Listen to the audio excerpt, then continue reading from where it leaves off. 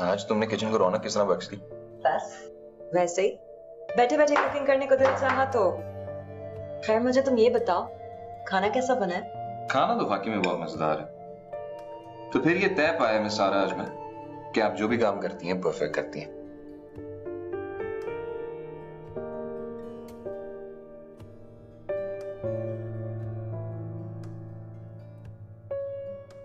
क्या हुआ आंटी, आप चुप क्यों हैं? नहीं, तुम लोग की बातें एंजॉय कर रही हूँ।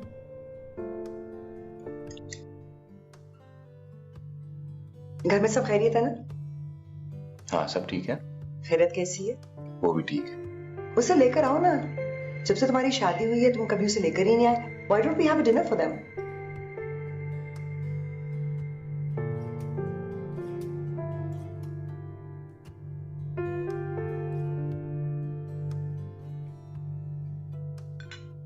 तुम ये ट्राई करो ना। हाँ इस साइड से नहीं। ओके। क्यों इस साइड में क्या है? सॉस ज्यादा है। Okay. I think it's a bit too spicy for me. I'm gonna go get something else. तुम लोग खाओ।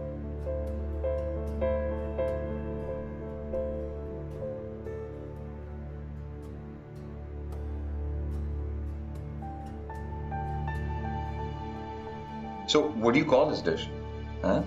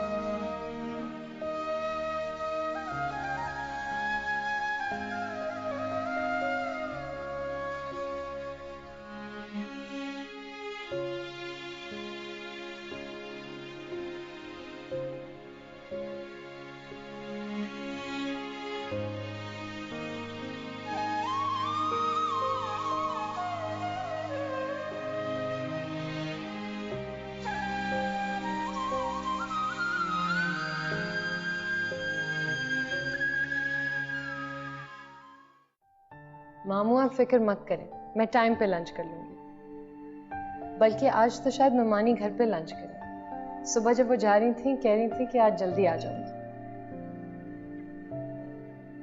नहीं मामू, मैं बिल्कुल बोर नहीं हो रही। जी ठीक है, खुदा हाफिज़।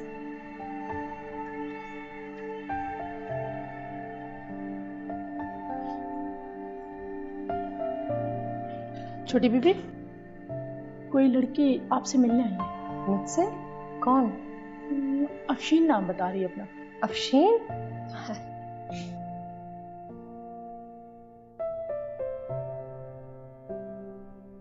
अफशीन,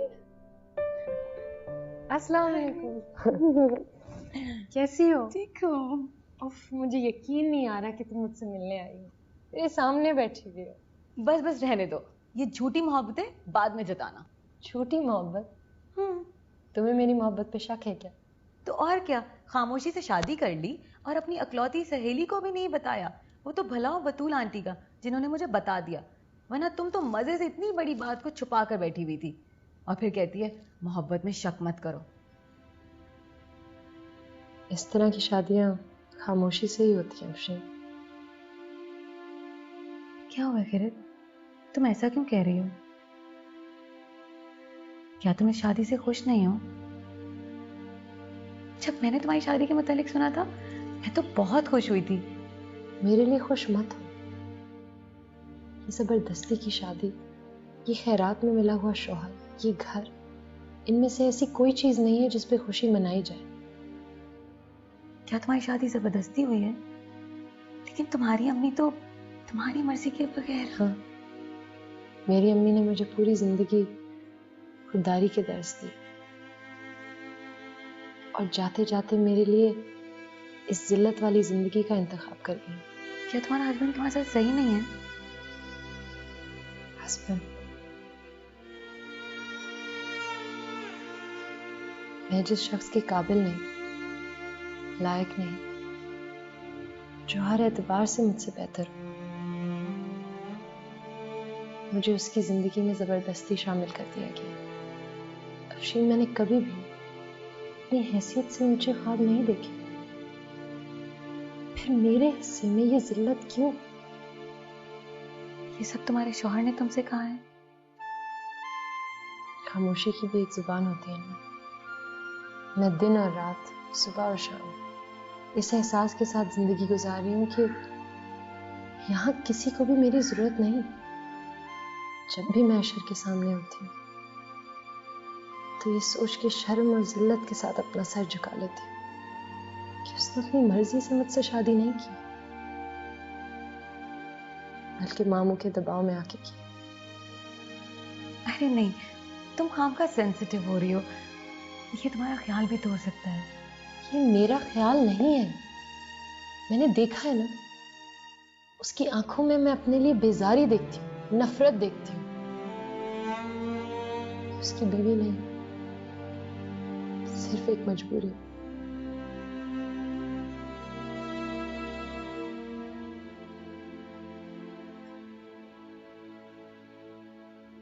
सारा,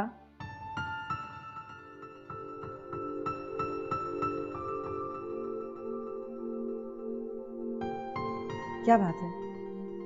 आज ऑफिस क्यों नहीं गई?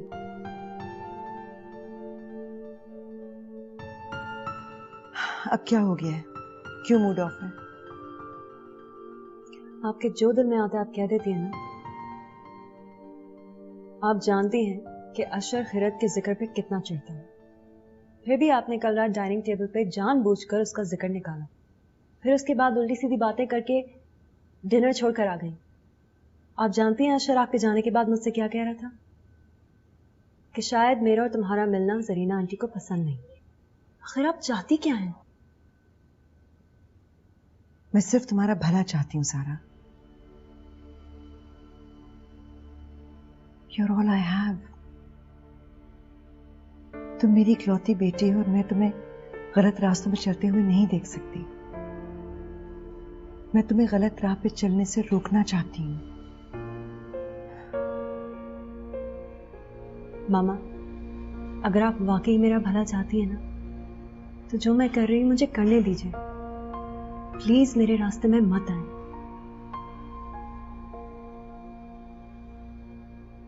मैं तुम्हारी फीलिंग्स को समझ सकती हूँ। आंटी तुम्हारी माँ थी ना, बहुत मोहब्बत करने वाली माँ। उन्होंने जो फैसला किया होगा बहुत सोच समझ के किया होगा। तुम्हें अपने और अशर के रिलेशनशिप को थोड़ा टाइम देना चाहिए। आने वाले वक्तों में सब ठीक हो जाएगा, अंडरस्टैंडिंग डेवलप हो ही जाएगी। बस पॉजिटिव रहो। एंड यू नो व्हाट, तुम में कोई कमी नहीं है, बल्कि मैं तो कहूंगी कि अशर बहुत लकी है जिसे तुम जैसी बीवी मिली। तुम मेरी दोस्त हो ना, इसलिए तुम्हें दुनिया की सारी खूबियां मुझ में नजर आती। अब ऐसा भी नहीं है। खैर, मैं कराची में 2 से 3 दिन तक हूँ। अगर मिलने ना आ सकी ना तो फोन जरूर करूंगी। प्लीज करना, ठीक है? अपना ख्याल रखना। तुम भी बहुत बहुत ख्याल रखना, राइट? खिरत बेटा, ये जो किताब है ना, ये इंसान की सबसे अच्छी और पक्की दोस्त होती है। एक बार अगर किताब से दोस्ती हो जाए तो इंसान कभी भी तना नहीं रहता। मैं तुम्हें इसमें से एक बहुत अच्छी चीज पढ़कर सुनाऊं? जी मामू, आपको किताबें पढ़ने का बहुत शौक है ना? हाँ बेटा, और ये शौक अशर ने मुझसे इनहेरिट किया है। तुम अशर के साथ मिलकर पढ़ा करो ना किताबें। मामू, आप मुझे कुछ पढ़ के सुनाने वाले थे इस किताब में से। हाँ हाँ। खैरत, ऐसा करते हैं कि तुम 2 कप कॉफी बना के लाओ, हम दोनों कॉफी पिएंगे गरम गरम, और फिर मैं तुम्हें जबरदस्त एक चीज सुनाऊंगा इस किताब में से। ओके? ठीक है। खैरत जी। अशर क्या घर देर से आता है? जी।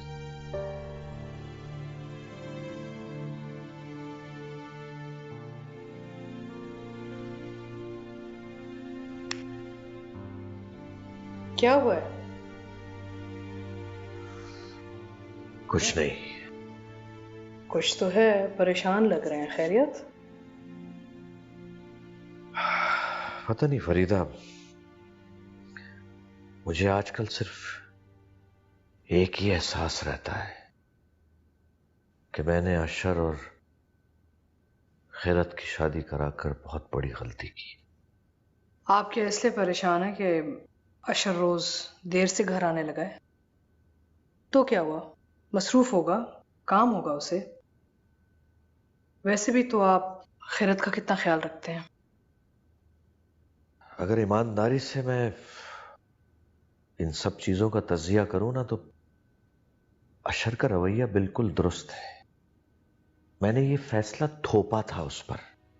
वो तो शादी के लिए रजामंद नहीं था, मैंने जबरदस्ती उसकी शादी करवाई है। अब वो घर से भाग रहा है। ना मुझे खैरत खुश नजर आती है, ना अशर। और इन दोनों में फ्रैंकली मैंने कभी बातचीत करते ही नहीं देखा। ना कहीं आते हैं, ना कहीं जाते हैं। एक अजीब एबनॉर्मल सी जिंदगी गुजार रहे हैं।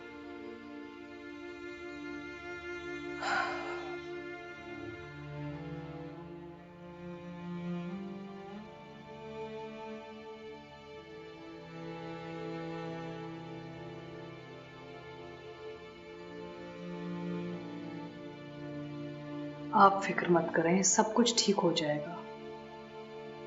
सच बताऊं, कभी कभी मुझे अशर की आंखें इल्जाम देती हुई लगती है। वो नाराज नाराज सा लगता है।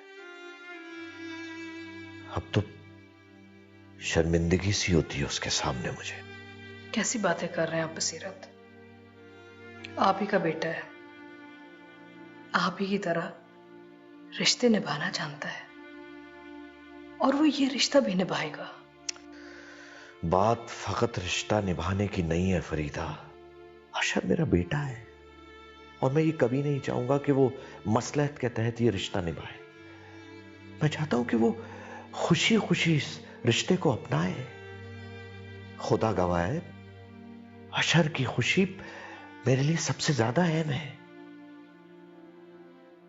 जब मैंने ये रिश्ता किया तो मैं ये सोचता था कि अशर को खैरत पसंद आ जाएगी, लेकिन अब मेरा ख्याल गलत साबित हो रहा है। शादी को वक्त ही कितना हुआ है? थोड़ा हौसला कीजिए, वक्त दें, सब ठीक हो जाएगा। अल्लाह ताला अच्छा ही करेगा।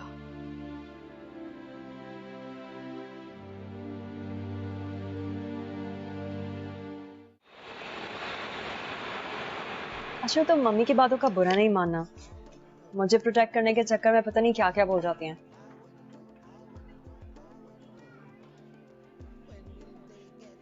शायद जरीना आंटी ठीक कह रही हैं।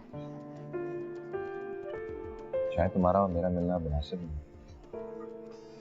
जो पहले गलत नहीं था वो अब गलत कैसे हो सकता है? Sarah, I know what you're saying and I know where you're coming from.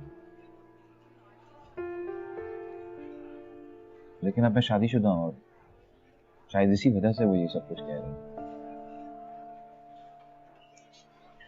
अशर, तुम्हें कहीं इस चीज की गिल्ट तो नहीं होती कि तुम खैरत को टाइम नहीं दे पाते?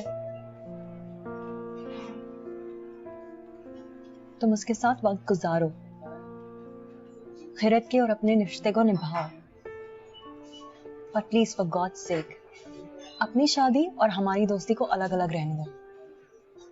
हमारी दोस्ती तुम्हारी शादी से बहुत पहले की है। दुनिया से लड़ जाऊंगी तुम्हारे लिए। तुम मेरे बेस्ट फ्रेंड हो, तुम्हें खोने का तस्वर भी नहीं कर सकती मैं।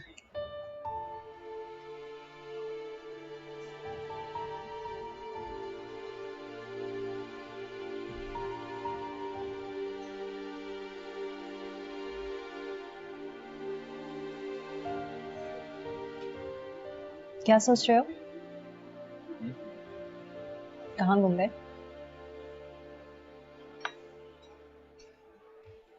कुछ नहीं, खैरत के बारे में सोच रहा था।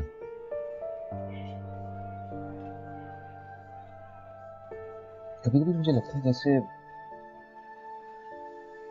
ज्यादती सिर्फ मेरे साथ नहीं हुई, नहीं, जबरदस्ती शादी भी तो मेरी नहीं हुई ना सिर्फ। ओह कम ऑन अशर, खैरत के साथ तो गुड लक ही हुआ है, और क्या हुआ है उसके साथ? She couldn't have even dreamed of a husband like you, and you know it.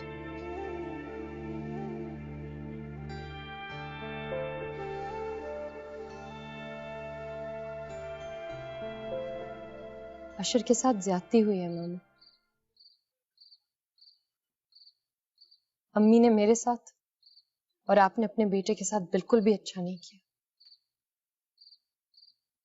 हर इंसान की कोई पसंद, नापसंद, ख्वाहिश, कोई मर्जी होती है।